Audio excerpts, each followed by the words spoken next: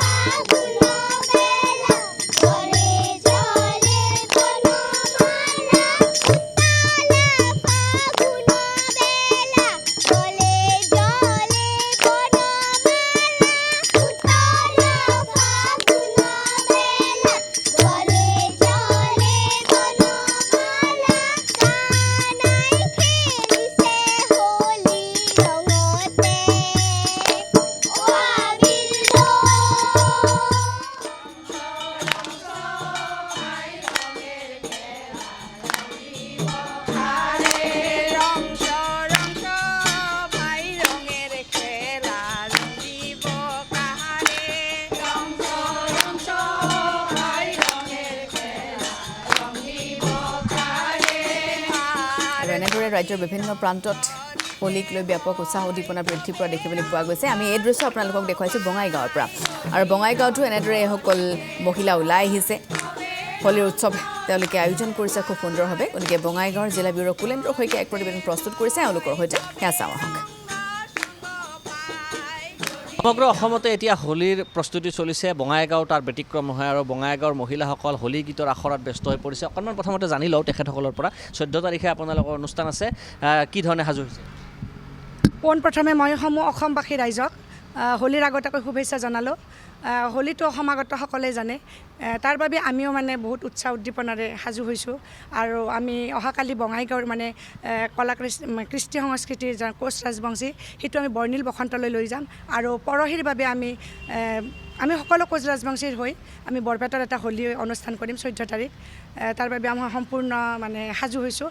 আজি আমাৰ শেষ অখৰা তাৰ বাবে আমি আগতীয়াকৈ আপোনাকো হোলীৰ শুভেচ্ছা জনাম। এয়া হোলীৰ শুভেচ্ছা দিছে এয়া দেখিবলৈ পাইছে তেখেতসকলে হোলীক লৈ পেলাই তেখেতসকল ব্যস্ত অকণমান আমি আখৰাৰ মাজলৈ যদি যাওঁ আপোনালোকে যদি গীত পৰিৱেশন কৰে